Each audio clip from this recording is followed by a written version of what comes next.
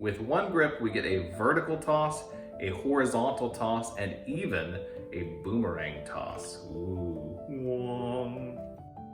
I'll be using Swordsman playing cards. This is the Kickstarter we're doing right now. Be sure to back the Academy. Go ahead and check out the Kickstarter, order a few packs. And with that, let's go ahead and get into the move.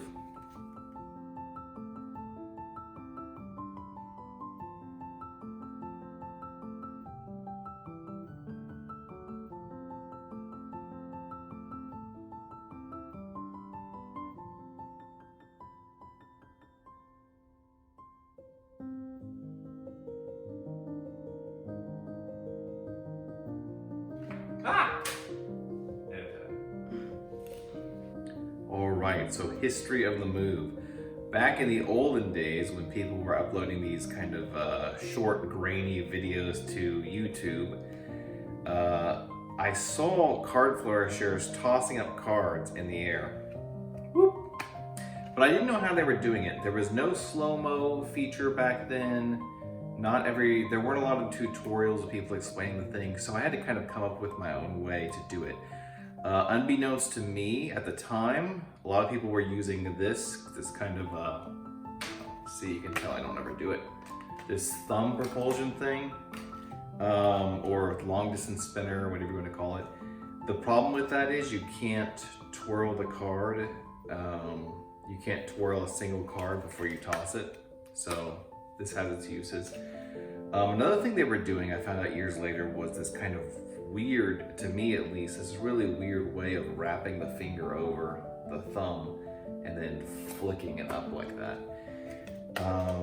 That's one way you can do it, but I think this way definitely has its uses, especially with the versatility, being able to flicker, going right into vertical, horizontal, or boomerang tosses. So yeah, I just kind of came up with my own way to flick the card, my own way to hold it, and hopefully you find it useful and fun. So let's go ahead and get into the tutorial. All right, so the grip is going to be in between my thumb and index finger, like so, with my middle finger resting against the edge of the card. It's actually making contact there. So for me, if there's a center line in between this beautiful card right here, shameless plug, Swordsman playing cards. If there's a center line going through the middle of this card, my thumb isn't exactly right cutting in the middle of that line. It's just maybe a little bit, just a hair above when I grab this. Maybe just right there. So everyone's hand is different, but for me, that's what that looks like. Pinched in between thumb and index finger, and then middle finger resting against the card's edge. So with that, let's go ahead and get to the action. All right, so you've got your grip. 3 things are going to happen.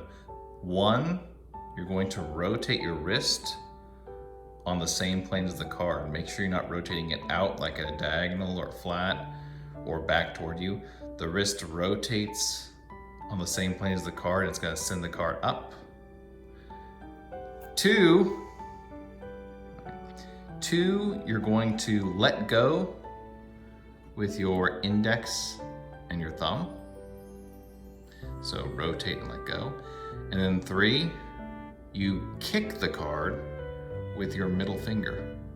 So it all happens at once. You rotate, you start rotating first, you let go, and in the action of letting go the thumb and index, you kick the card up. So let's see what that looks like in practice.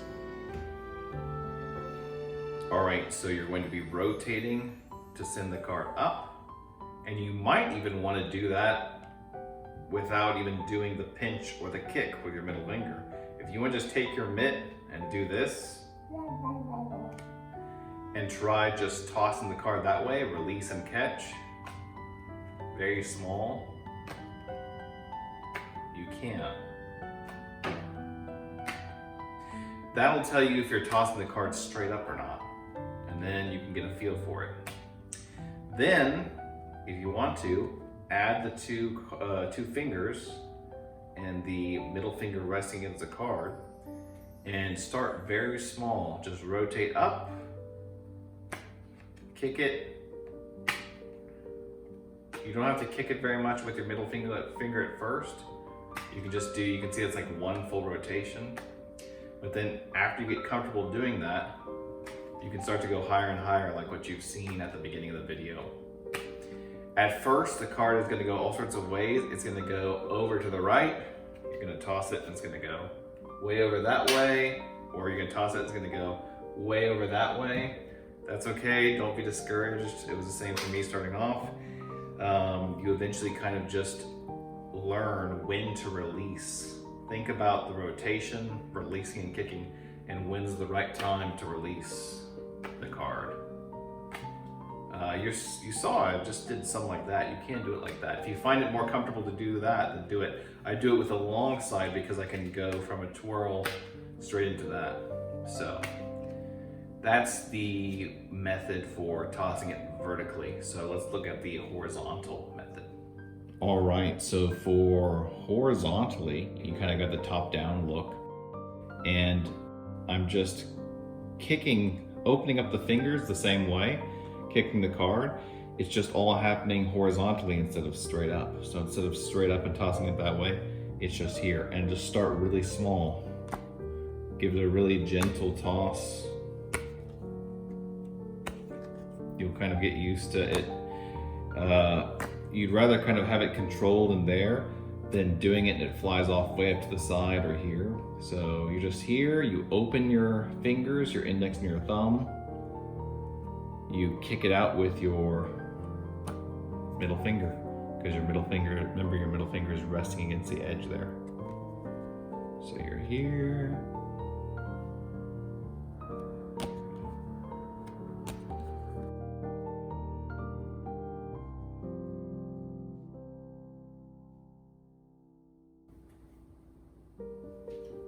Hopefully by now you've noticed that it's the same grip or toss. You're just doing it on different planes. So it's the same release with your index and thumb and kicking it with your middle finger, whether you're doing it vertically, whether you're doing it horizontally, or whether you're doing it diagonally up. That's what the boomerang is. You're still doing the toss with the wrist. You're still doing the same release, you're still kicking it, it's just at a 45. So, try and make sure I have this on frame here. When you do this, start off small and just do the toss. Instead of going straight up, start off with the toss at a 45. And you'll find it kind of naturally floats back to you. It's gonna lose some height as it goes, but it's still coming back to you. So if you can, start off with it up here, and that way you can catch it down here. Start off really small. This is almost barely even a boomerang card. And then eventually, you can start experimenting with further and further back. I'm trying as best I can not to hit the ceiling here. If you have higher ceilings, or if you get outside, you see that you can throw it really far up and kind of experiment with how far you can get it out. But that's it, that's the boomerang card. Okay, thank you so much for joining me today. I really appreciate it. Please do check out the Swordsman playing cards. They're really, really interesting, really rich in history and detail. Have fun with that toss, make it your own if you find a grip more comfortable. Please let me know in the comments. I'd actually be interested to see if anyone can improve on that. And also too, once you get really comfortable with the toss, start trying to experiment with combos. So do something in the other hand as you toss the card with the other hand. All right, so how do we get into this move and make it look natural and flowy? So sometimes what I'll do is I'll just peel off the card to get into the move. We'll be here, I peel it off, boom, and I just start going into this, boom, here. Another way, you could do Angel. You might already know that move, or if you don't, you can search it for a tutorial. You do Angel, that's a perfect excuse to grab the card and start flowing into that toss there. Or if you know a two-handed cut, where you're kind of flowing into this combo and then you're left with a single card, you can go from there. So with that, let's look at some ways to catch the card or return it. So come on over and check this out. Looking down at the horizontal toss, you've got options. So as you know, we can just catch the card again as you're doing some sort of combo. If you want to return the card some other way, that's fine. Also too, you could catch the card in the back of your hand for style points. You can also catch the card in on top of the deck rather. So you're doing some sort of combo, you catch like that. Or you can also catch the card in a cut. So you can make some sort of cut that opens up and then catch it like a trap. Back on up and I'll show you some options for the vertical toss.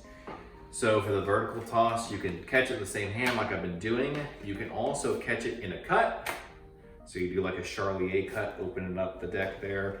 Boom, you're doing your combination, and then boom, you catch it there. You have to say boom or else it's not gonna work. What else? You also have fans, right? So if you make a fan, pull out a card, boom, there. So those are some ways you can start thinking of catching the card in the same hand, returning it to the deck, however you want to do it. There's other ways to see if you can come up with your own kind of creative way to do things. And that's all I have. So, well, that's not all I have, but it's a start for you to find out what you have. So there you go. Take that, enjoy it, have fun with it. We'll see you next time. Cool. All right, so this is some bonus footage. This is David, whom I got to meet at Cardistry Con 2019.